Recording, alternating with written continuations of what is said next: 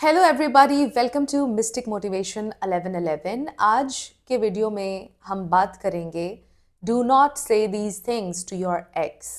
कौन सी बातें हैं जो आपने अपने एक्स से नहीं करनी है, वो मैं आपको बताने वाली हूँ। सो फ्रेंड्स, मेरे वीडियो को आपने बिल्कुल स्किप नहीं करना है, और अगर अभी तक सब्सक्राइब नहीं किया है चैनल को तो सब्सक्राइब कर लीजिए। डेली अपडेट्स आती हैं और आने वाले वक्त में मैं और डिफरेंट टॉपिक्स को भी कवर करूंगी, बट फिलहाल हमारा ये टॉपिक है how to get your ex back. So finally आपकी एक्स अगर वापस आ चुकी हैं और उन्होंने आपसे कांटेक्ट कर लिया है और आपकी कॉन्वर्सेशन हो रही है उनसे डेली बेसिस पर, या ऑन एंड ऑफ कॉन्वर्सेशन चलना शुरू हो गई है, तो क्या चीज़ें हैं जो आपने उनसे कभी नहीं कहनी है। अपनी फीलिंग्स की डेप्थ आपने कभी उनको नहीं बतानी है। नो कांटेक्ट के अरसे में आप कितने बेचैन थे, कितने रेस्टलेस थे, या कैसे आपने कोप किया, कैसे आपने अपने आप को उस फेज से निकाला, ये चीज़ें आपने अपने एक्सेस को कभी नहीं बतानी हैं। हम बहुत बड़ी गलती करते हैं जब हम उनको ये बता देते हैं कि कितने हम बेचैन थे, हम कितना रोए उनके लिए, कितना हमने उनको मिस किया, कितनी हमें उनकी याद आती थी, कितना जो भी इमोशंस थे हमारे, हम सब कुछ जब शेयर करते हैं। मैंने ऐसे तुमको स्टॉक किया, ऐसे मैं हर दिन तुम्हारा सोशल मीडिया देखता था, ऐसे मुझे हर दिन तुम्हारा इंतज़ार था कि तुम्हारा आज टेक्स्ट आ जाएगा। उनके ब्रेन को मैसेज मिल रहा है कि आप बेचैन होते हैं। वो रिलैक्स हो जाते हैं कि इस नो कांटेक्ट में उनको तो परेशान होने की ज़रूरत ही नहीं थी, क्योंकि वो हर वक्त आपके दिलो दिमाग पर हावी थे और आपके लिए कितना चैलेंजिंग था, और आगे भी आपके लिए उनके बिना जीना कितना चैलेंजिंग होगा, ये उनके ब्रेन को आप मैसेज दे रहे हैं। और याद रखिएगा, सबकॉन्शियस लेवल पर ये चीज़ें होती हैं। कॉन्शियसली कोई भी इंसान प्लॉटिंग नहीं करता बाकायदा कि मुझे इसको बर्बाद करने, इसकी ज़िंदगी में जाना है, या मुझे इस तरह प्लान करके इससे ब्रेकअप करना है। ऐसा नहीं होता। चीज़ें सबकॉन्शियस लेवल पर हो रही होती हैं, और जो इंसान ब्रेकअप कर भी रहा होता है उसको भी समझ नहीं आ रही होती कि do I really want this, but वो चीज़ कर रहे होते हैं, वो ब्रेकअप कर रहे होते हैं। उस टाइम उनको लगता है कि यही ठीक है, बट टाइम गुजरने के बाद उनको रियलाइज़ होता है कि नो, मुझे तो ब्रेकअप नहीं चाहिए था। सो सबकॉन्शियस लेवल पर चीज़ें हो रही होती हैं जब आप इस तरह से करते हैं। और याद रखिएगा कि लोगों को मिस्ट्री पसंद होती है। जहाँ पर मिस्ट्री होती है, लोग उसको सॉल्व करने की कोशिश करते हैं, लोग उसको चेज करते हैं, लोग और जानना चाहते हैं।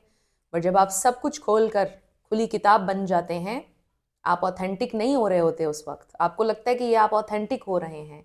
लोग कहेंगे वाओ, कितना स्ट्रेट फॉरवर्ड इंसान है। ऐसा नहीं होता है। स्ट्रेट फॉरवर्ड होने में, खुली किताब बनने में फ़र्क है। आपको कोई ज़रूरत नहीं है खुली किताब बनने की। सारी मिस्ट्री ख़त्म हो जाती है उनके दिल में। आपके लिए क्यूरोसिटी नहीं रहती है, चार्म नहीं रहता है जब आप हर चीज़ उनको बता देते हैं। तो वो एक क्वेश्चन करते हैं, आप 10 जवाबात देते हैं। ये चीज़ें आपने नहीं करनी है। अगर वो आपसे पूछ लें, क्या तुमने मुझे मिस किया था? हम्म ये एकदम से अगर आपको वो पूछ लें तो एकदम ट्रिकी सिचुएशन हो जाती है। बट अब क्योंकि मैं आपको बताने लगी हूँ तो आपने परेशान नहीं होना। उस वक्त आपने क्या जवाब देना है? हाँ, कभी कभी आ जाती थी बहुत याद, but you know life goes on. ये जवाब आपने देना है। इसमें मिस्ट्री है। इसमें आपने बिल्कुल खुली किताब बनकर उनको ये नहीं बोला कि हाँ हाँ, मुझे तो बहुत तुम्हारी याद आई, मैं तो इतना रोया करता था तुम्हारी याद में, हर वक्त तुम्हारी पिक्चर्स को देखना, तुम्हारे मैसेजेस को पढ़ना। कितना फ़र्क है ना इस आंसर में और उस आंसर में।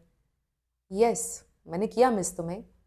हाँ, कभी कभार बहुत मुश्किल होता था, बहुत याद आती थी, but you know life goes on. फिर आप कर लेते हो। जब सर पे पड़ती है कोई चीज़ तो आप कर लेते हो हैंडल। इसमें डिग्निटी है, इस जवाब के अंदर मिस्ट्री भी है, ये जवाब रियल भी है, स्ट्रेट फॉरवर्ड भी है ये जवाब, बट स्टिल इसके अंदर मिस्ट्री भी है। राइट? सो इस तरह के जवाबात आपने उनको देने हैं अगर वो आपसे डायरेक्ट कोई इस तरह का क्वेश्चन कर लें। होता है most of the time, axis पूछते हैं क्या मुझे मिस किया था, I missed you a lot, और इसके जवाब में अगर आप आई मिस यू टू कहना ठीक नहीं होगा। ये होगा कि हाँ, मैंने भी आपको याद तो किया, but you know life goes on. आगे साथ कोई इस तरह की लाइन कह दी ताकि उनको पता चले कि आप मिजरेबल नहीं हो रहे थे उनके बिना। तो इस तरह से आपने उनको रिस्पॉन्ड किया करना है जब आपकी कॉन्वर्सेशन हो जाएगी शुरू। फिर दूसरी चीज़ तो ये भी मैं सजेस्ट करती हूँ कि जब आप लोग वापस आ चुके हैं तो कुछ टाइम के लिए पास्ट को डिस्कस ना ही करें तो बेहतर है, राइट। बीच बीच में कुछ क्वेश्चंस आपने शुरुआत में तो ये ज़रूर पूछने हैं कि how are you going to make it up to me, आपने अपना माइंड कैसे बदल लिया, ये क्या गारंटी है कि दोबारा ब्रेकअप नहीं होगा, अब आगे का आपने क्या प्लान किया है। स्लोली स्लोली ये क्वेश्चंस आपने अपनी कॉन्वर्सेशंस में ऐड करने हैं, राइट। क्योंकि आपने एक हाई वैल्यू इंसान बनना है, उनको पता होना चाहिए कि आप एक हाई वैल्यू इंसान हैं, आप ज़िंदगी भर उनका इंतज़ार नहीं करने वाले हैं, उनको ऑथेंटिक होना होगा, they have to come clean. तो इस तरह का आपका बिहेवियर उनके साथ होना चाहिए। तो क्या चीज़ें आपने उनको नहीं बोलनी है, थोड़ा सा रीकैप कर लेते हैं। अपनी फीलिंग्स की डेप्थ आपने उनको कभी नहीं बतानी है। एंड यू नो कि ये इतना अच्छा एक मैं आपको ट्रिक बता रही हूँ ज़िंदगी भर के लिए।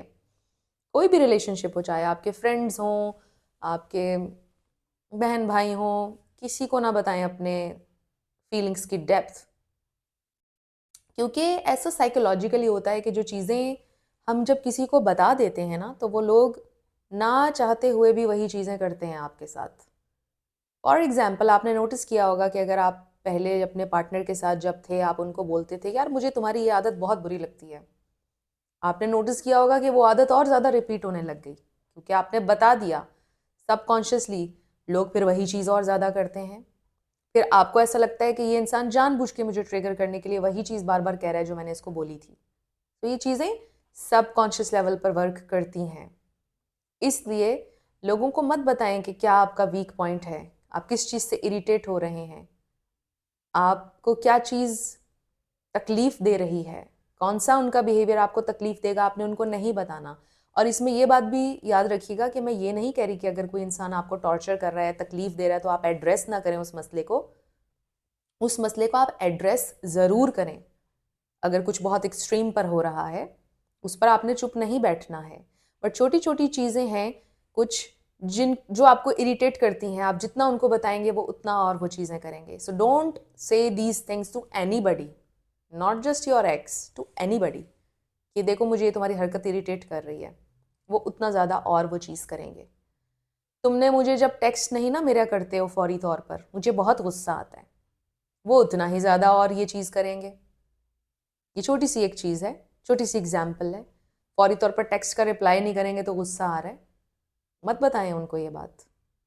तो आपने मिस्ट्री बन के रहना है। और फिर ये भी कि ज़्यादा उनको बोलने देना है, आपने कम बोलना है। जो कम बोलता है वो ज़्यादा ऑब्जर्व कर पाता है, दूसरा इंसान उसके साथ ज़्यादा जल्दी बॉन्ड बनाता है। जो इंसान ज़्यादा बातें कर रहा होता है रिलेशन में, उसका बॉन्ड दूसरे के साथ ज़्यादा बन जाता है, क्योंकि दूसरा एक गुड लिसनर होता है। So become a good listener, आपको ज़्यादा चीज़ें समझ में आएंगी, वो इंसान आपके साथ ज़्यादा अटैच होंगे जब वापस आएंगे। तो ये एक तरीका उनको री अट्रैक्ट करने का भी है कि उनका तजस्सुस, उनकी अट्रैक्शन आपके लिए बढ़ती चली जाएगी। सो आई रियली होप कि आज का वीडियो आप लोगों के लिए हेल्पफुल था। अगर था तो मुझे आपने बताना है कमेंट सेक्शन में। Thank you so much for watching this video.